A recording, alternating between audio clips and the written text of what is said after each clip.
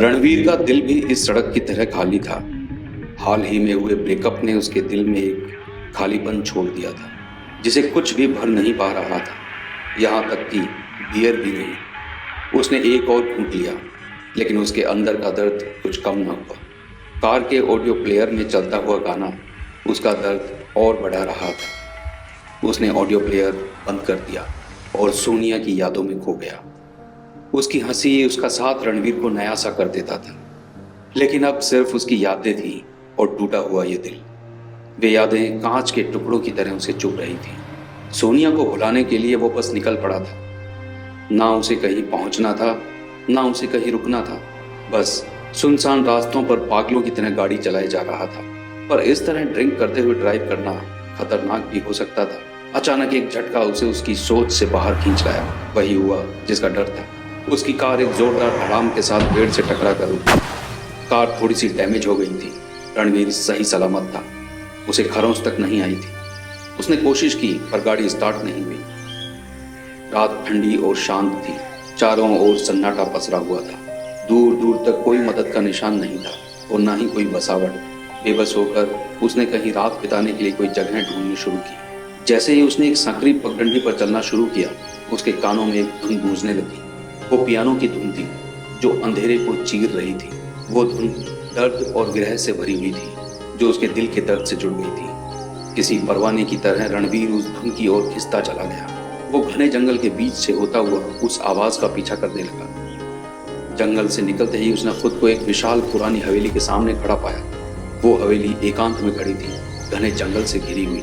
अंधेरे से घिरी हवेली में सिर्फ ऊपर वाले एक कमरे से हल्की सी रोशनी आ रही थी, और वहीं से आ रही थी मदहोश कर देने वाले उस म्यूजिक की आवाज। ऐसे माहौल में वो संगीत ऐसा लग रहा था मानो भूतों की बारात आ रही। रणवीर एक पल के लिए रुका, लेकिन उस संगीत का खिंचाव बहुत ज्यादा था। उसने लोहे के गेट को धकेला, जो शांत रात में जोर से चरमराया। रणवीर अब हवेली के दरवाजे की ओर बढ़ा। लकड़ी का भारी दरवाजा खुला तो रणवीर को एक बड़ा कमरा दिखाई दिया। वो आवाज का पीछा करता हुआ एक दूसरे कमरे में पहुंचा। उसने देखा कि लाल रंग का गाउन पहने हुए एक लड़की पियानो बजा रही है। उसका चेहरा रणवीर नहीं देख पा रहा था। उस लड़की का चेहरा दूसरी तरफ था। लंबी काली जुल्फें उसके कंधों पर बिखरी हुई थी। उसकी उंगलियां कीबोर्ड पर बहुत ही नजाकत से चल रही थी। उस सुनसान भूतिया माहौल में इतने करीब से एक लड़की को इस तरह म्यूजिक प्ले करते हुए देखकर रणवीर की सांसें थम सी गई। म्यूजिक में छुपा दर्द रणवीर के दर्द को भी छू रहा था। हेलो, रणवीर ने धीरे से कहा। लड़की ने अपना चेहरा रणवीर की तरफ किया तो उसकी धड़कनें रुक सी गई। उसके नैन नक्श बहुत नाजुक और अद्भुत थे। उसका चेहरा चांद की तरह चमक रहा था। गुलाब जैसे मादक होंठ देखकर रणवीर को मदहोशी छाने लगी। जब रणवीर ने उसकी आंखों में देखा तो उसने महसूस किया कि उस लड़की की आंखों में भी कोई दर्द छुपा है, जो अपने अंदर कई राज समेटे हुए है। लड़की ने रणवीर को इस तरह देखा जैसे कि उसने परसों से किसी को देखा ही ना।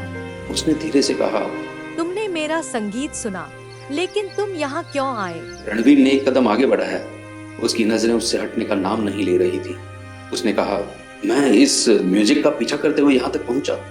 इस म्यूजिक में एक मैजिक है जो मुझे तुम तक खींच लाया। लड़की थोड़ा सा मुस्कुराई, पर उस मुस्कान में भी उदासी छुपी हुई थी। उसने कहा, बरसों से किसी ने मेरा संगीत नहीं सुना, जब से मैंने उसे खो दिया। उसकी आंखों में आंसू झिलमिला उठे। उसने पियानो बजाते हुए ही कहा, वो मेरा प्यार था, मेरा सब कुछ था, लेकिन वो चला गया और मैं तब से यहाँ हूँ, इस संगीत को बजाते हुए, उसका इंतजार करते हुए। उसकी बातें सुनकर रणवीर का दिल दर्द से भर गया। एक ऐसा दर्द जिसे वो अच्छी तरह समझता था। उसे एक अजीब सा लगाव महसूस हुआ, जैसे उनके दुख उस धुन में आपस में घुल रहे हों। उसने अपना हाथ बढ़ाकर धीरे से उसके हाथ के ऊपर रखा। उसने एक ठंड महसूस की। अब तुम अकेली नहीं हो, रणवीर ने धीरे से कहा। मैं समझता हूँ कि अपने को खोने का क्या मतलब होता है। हमें आज रात अकेले नहीं रहना चाहिए। लड़की ने रणवीर की तरफ देखा। रणवीर को उसकी आंखों में भी अपने लिए प्यार नजर आया। बिना कुछ कहे वो रणवीर को खिड़की की ओर ले गई। चांद की मध्यम रोशनी में उनके बीच की दूरियां धीरे धीरे मिट रही थी। उन्होंने अपने अतीत की बातें एक दूसरे से साझा की। दोनों को एक दूसरे की मौजूदगी में सुकून मिलने लगा।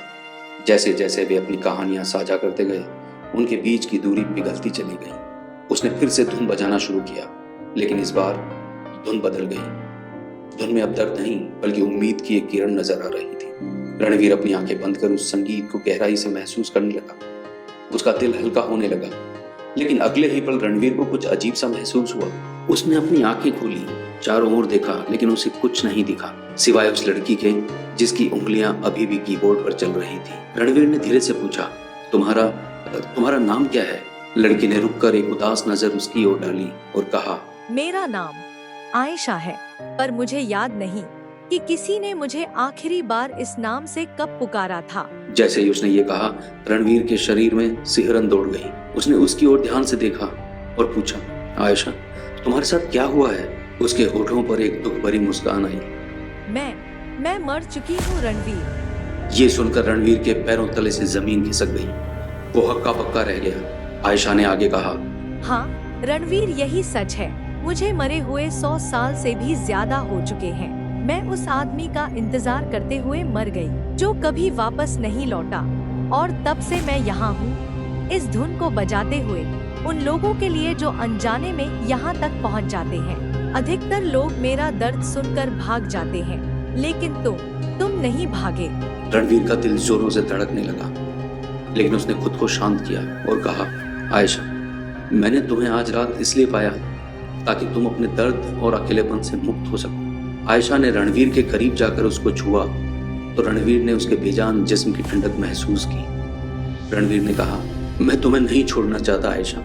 इस छोटे से पल में मुझे फिर से जीने की वजह मिल गई है। उनके होंठ आपस में छू गए। रणवीर के जिस्म में बिजली सी दौड़ गई। जैसे ही उनके होंठ अलग हुए, हवेली कांपने लगी, जैसे कि भूकंप आ गया हो। आयशा साये में बदलने लगी। रणवीर ने उसका हाथ कसकर पकड़ लिया। नहीं, प्लीज मत जाओ आयशा। रणवीर की चीख गूंजने लगी, लेकिन आयशा की परछाई बढ़ती जा रही थी। उसकी आंखों में दुख और सुकून का भाव था, मानो वो खुद को किसी अनकही किस्मत के हवाले कर रही। मुझे जाने दो रणवीर, उसने धीमी आवाज में कहा और हमेशा के लिए गायब हो गई। बस उसकी आवाज गूंज रही थी। रणवीर, तुम्हारा आना मेरे लिए मुक्ति का संकेत था। मैंने अपने दर्द तुम्हारे दर्द में महसूस किया और इसने मुझे एक पल के लिए फिर से जिंदा कर दिया। लेकिन ये मेरे लिए वक्त है शांति पाने का।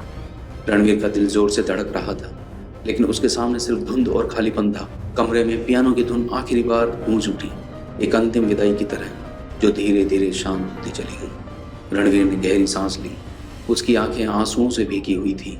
वो समझ नहीं पा रहा था कि ये उसके दिल का बोझ हल्का करने का पल था या उसे एक और घाव देने का, लेकिन एक अजीब सी सुकून की भावना उसे अपने अंदर महसूस हो रही थी, जैसे आयशा उसके दर्द का कुछ हिस्सा अपने साथ ले गई। रणवीर कुछ देर तक वहीं खड़ा रहा, उस कमरे के सन्नाटे में खोया हुआ, जहां अभी अभी किसी की मौजूदगी का एहसास था। फिर उसने खुद को संभाला और बाहर निकलने के लिए मुड़ा। सीढ़ियों से नीचे उतरते समय उसे ऐसा लग रहा था कि वो वापस ऊपर के कमरे में ही जा रहा हो। उसे लगा जैसे पूरे घर में हल्की सी खुशबू फैली हो, जैसे आयशा ने अपनी विदाई का कोई निशान पीछे छोड़ दिया। हवेली के बाहर पहुंचकर उसने गहरी सांस ली और आसमान की ओर देखा। चांद की रोशनी नर्म और शांत थी। उसे महसूस हुआ कि आयशा ने उसे एक नई शुरुआत करने की ताकत दी है। उसने आखिरी बार हवेली की ओर देखा, लेकिन अब वो पहले की तरह डरावनी नहीं लग रही थी। रणवीर उसे देखकर मुस्कुराया, मानो उसे अलविदा कह रहा हो। आयशा उसे जाते हुए देख रही थी। रणवीर सड़क पर वापस लौट आया। 2-3 बार कोशिश करने के बाद कार भी स्टार्ट हो ही गई। उसने राहत की सांस ली और घर के लिए निकल पड़ा। जैसे जैसे वो दूर होता गया, हवेली की खिड़कियों में एक हल्की सी रोशनी फिर से जल उठी। पियानो की धुन हवा में फिर से गूंजने लगी। रणवीर को एहसास हुआ कि वो अब अकेला नहीं था। आयशा ने उसे एक नई दिशा दे दी थी। रणवीर तो अपने टूटे दिल के दर्द से मुक्त हो चुका था, पर क्या आयशा भी हमेशा के लिए मुक्त हो गई थी? कहानी कैसी लगी कमेंट करके जरूर बताएं और चैनल को सब्सक्राइब करें। मिलते हैं एक और नई कहानी के साथ।